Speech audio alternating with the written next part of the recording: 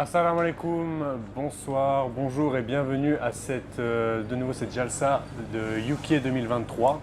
On est de retour sur le plateau pour une discussion avec mes deux invités, Monsieur Omar Ahmed, assalamu alaikum. Wa alaykoum salam wa rahmatullah. Et nous avons l'honneur d'avoir l'amir du Bénin avec nous, assalamu alaikum. Wa alaykoum salam wa rahmatullah. Jazakallah. On va traiter d'un sujet ici pendant une vingtaine de minutes. L'islamophobie, un fléau pour le vivre ensemble, un danger pour le vivre ensemble. Ça va être le sujet de notre discussion pendant une vingtaine de minutes avant de passer sur un documentaire.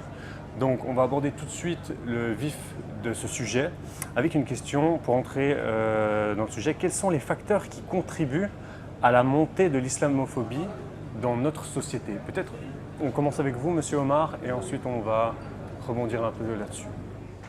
L'islamophobie, ce qui contribue à ce qu'elle est en hausse aujourd'hui, là je parle du contexte plus occidental, c'est, je crois que c'est, vous savez, quand la situation économique commence à se détériorer, parce qu'on sent qu'il y a quand même une crise qui s'est installée depuis un certain temps, avec différentes tensions au niveau de la société, eh bien les sociétés ont tendance à se tourner vers les minorités.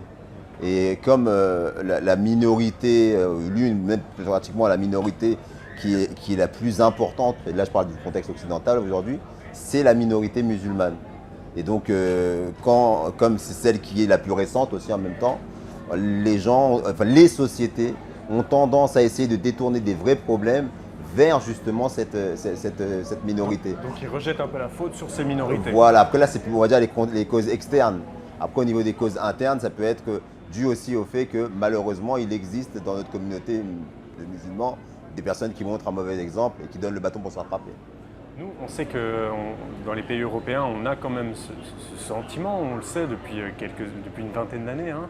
Mais comme vous êtes amir au Bénin, quel est le sentiment dans un autre pays en dehors de la France d'où on vient, nous? Quel est un peu votre sentiment? En fait, pour ajouter à ce que Omar Ahmed vient de dire, c'est vrai que les mouvements terroristes favorisent la montée de l'islamophobie et les médias ajoutent aussi, mettent de l'huile au feu. En fait. Mais parlons du contexte béninois, en fait, moi je suis de l'administration publique, je travaille au niveau du ministère du Développement. En fait, l'islam, les musulmans, toutes les communautés musulmanes, les communautés religieuses au Bénin vivent en parfaite harmonie. Les chrétiens sont majoritaires, ensuite viennent les béninois, les musulmans et les religions traditionnelles. Et on sent qu'il y a la tolérance religieuse chez nous au Bénin. Étant donné que c'est un pays laïque, le gouvernement n'interfère pas dans les affaires religieuses en fait. Pourvu que vous respectez la loi qui est en vigueur dans le pays, vous êtes accepté. Au niveau de l'administration publique, vous pouvez pratiquer votre religion sans interférence. Et le constat également, c'est que les autres communautés religieuses, notamment les chrétiens, montrent de la compassion, de la sympathie, de l'amour aux musulmans, surtout pendant les fêtes, le Ramadan, où ils leur donnent des cadeaux aux musulmans, de quoi rompre leur jeûne. Ça favorise la fraternité, l'harmonie. Est-ce qu'à l'inverse aussi, les musulmans, je ne sais pas, quand il y a des fêtes chrétiennes comme Noël ou Pâques? C'est la même chose en fait. Pendant les fêtes comme la Noël et la fête de Nouvel An, les musulmans également souhaitent les meilleurs vœux aux chrétiens. Ce qui fait qu'au Bénin, toutes les communautés religieuses vivent en parfaite harmonie. C'est génial, ça a l'air d'être un petit paradis. Mais, nous, du coup, on est là pour parler de l'islamophobie et quel type de discrimination on peut subir quand on est des musulmans? Du coup, je ne sais pas s'il y en a aussi au Bénin, comme vous décrivez ça. Comme je viens de le dire, en fait, il n'y a pas vraiment de discrimination du fait de votre appartenance religieuse. Je suis de l'administration publique, vous pratiquez votre religion sans aucun problème, sans que personne n'interfère dans vos croyances religieuses. Que vous soyez chrétien, que vous soyez musulman, que vous soyez adepte des religions traditionnelles, il n'y a aucun problème. Nous sommes dans un pays laïque pourvu que vous respectiez les lois qui sont en vigueur dans le pays. C'est ça. Parce que nous, en France, ou en Europe en tout cas, quelles sont les discriminations que peut subir un musulman ou une musulmane? En France notamment, parce que bon, l'Occident est hétérogène. Hein. Par exemple, ici en Angleterre, la question de l'administration publique, une femme musulmane voilée peut travailler dans l'administration publique avec son voile. En Angleterre. Par contre, en France, c'est éliminatoire. Une femme voilée n'aura pas accès à l'administration publique, bien qu'elle ait les compétences pour pouvoir travailler justement dans ce cadre-là. Mais le voile est considéré comme non compatible avec le principe de laïcité tel qu'interprété ici en France, enfin là-bas en France. Contrairement chez nous, je connais des sœurs musulmanes qui travaillent dans l'administration publique, qui sont voilées et qui viennent au service voilées, bien voilées, sans aucun problème, sans que le ministre ou aucune autorité ne leur dise pourquoi vous êtes voilés. Ils sont libres de se voiler, aucun problème. C'est un autre visage de la laïcité, du coup, hein, beaucoup plus ouvert, beaucoup plus d'acceptation. Le constat ce que je fais, c'est que les pays laïcs, en fait, sont beaucoup plus tolérants. Mais la France est censée être un pays laïque, c'est oui, ça. Après, malgré tout, c'est vrai que sur cette question-là, le Bénin est en avance, on va dire, sur la France, c'est clair.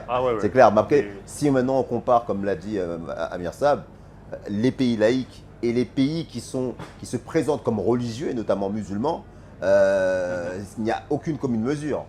On a dans les pays laïcs quand même un espace ouvert de liberté d'expression de sa foi.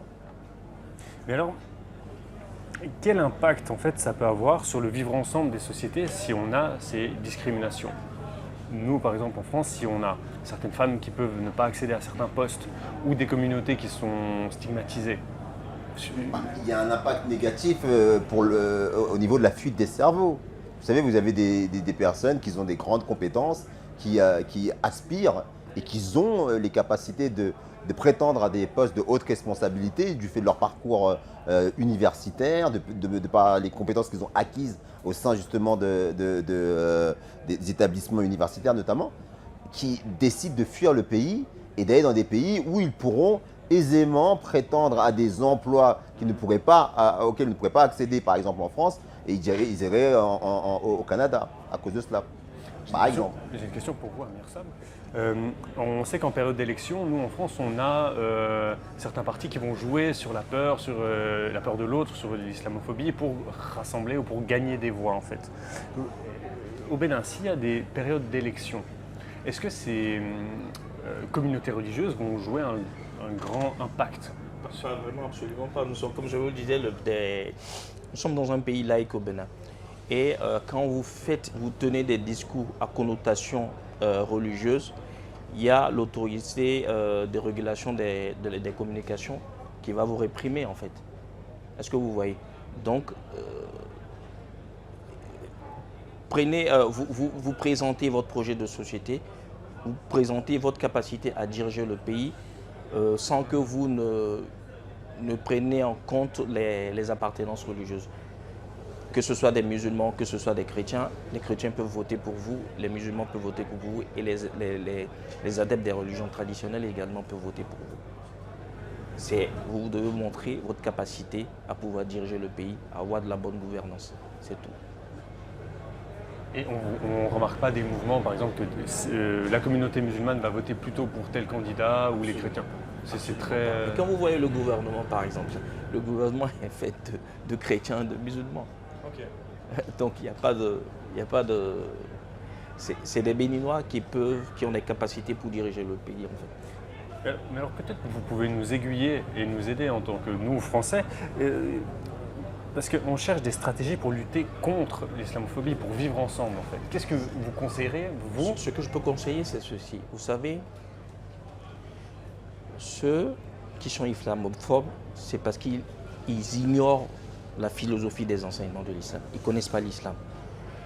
Et ce que je peux conseiller, comme le Bénin le fait, comme la communauté musulmane ahmadiyya le fait, par exemple en 2017, et bien avant ça, au cours de la célébration de notre cinquantenaire, le cinquantenaire de l'installation de la Jamaat islamique ahmadiyya au Bénin, nous avons organisé, sur tout l'étendue du territoire national, nous avons organisé des conférences interreligieuses pour montrer que l'humanité est un, Dieu est un.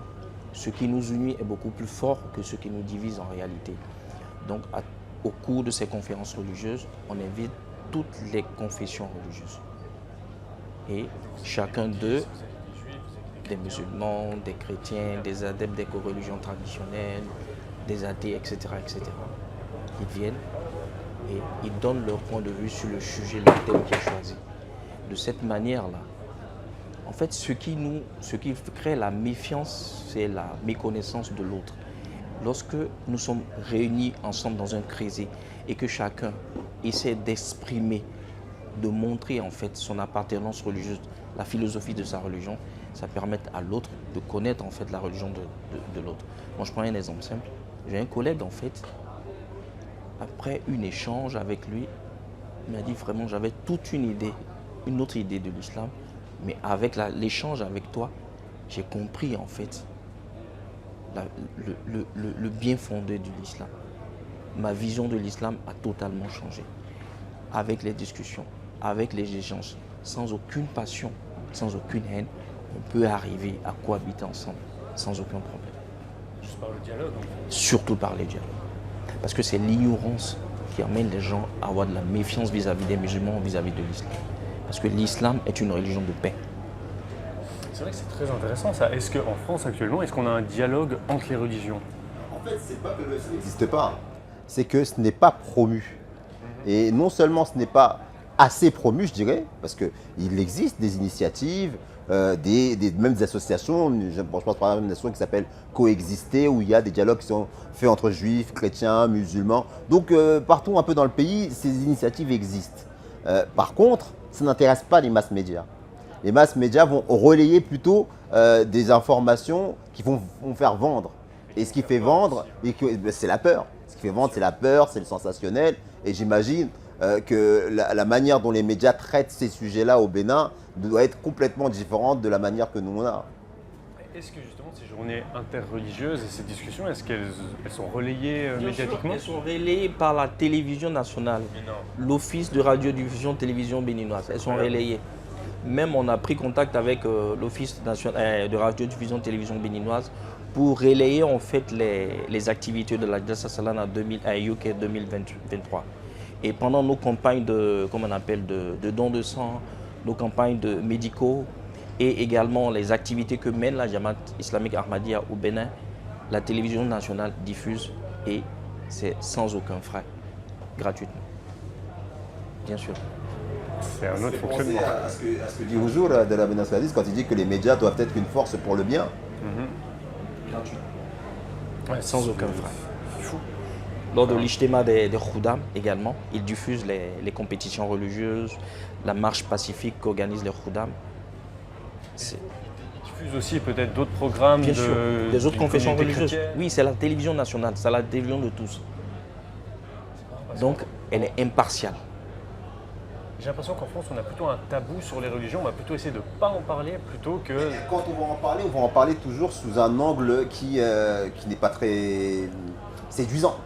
Ouais. Il n'y a pas que les musulmans qui se plaignent de ça. Hein. Vous savez, il y a même des dignitaires chrétiens qui, eux, viennent aussi et compatissent aussi avec cette situation-là. Et parce que, bon, même quand on parle du christianisme, on va tourner en dérision. On va facilement tourner en dérision ces questions-là, où on va toujours les présenter sous l'angle de l'extrémisme.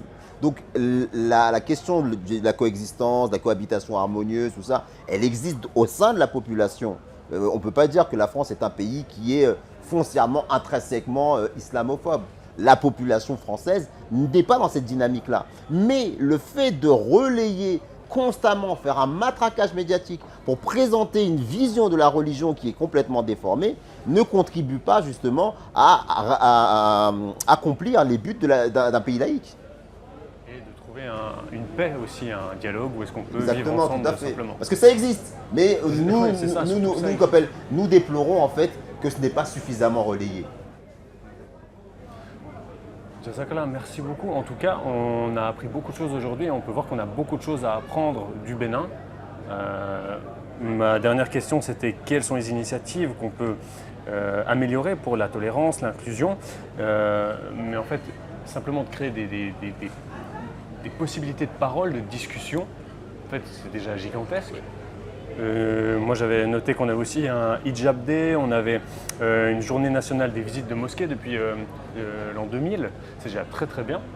Mais c'est vrai que ce dialogue, est très important et à promouvoir en tout cas en France. Je vous remercie beaucoup d'avoir intervenu avec nous, d'avoir passé ces 20 minutes avec nous. Jazakallah. Merci beaucoup Amir Saeb. C'est moi qui vous remercie. Merci beaucoup Monsieur Omar. Et on va tout de suite passer à un documentaire sur la levée des drapeaux, une tradition et un grand symbolisme de la communauté Ahmadiyya. On vous remercie et on se retrouve juste après le documentaire.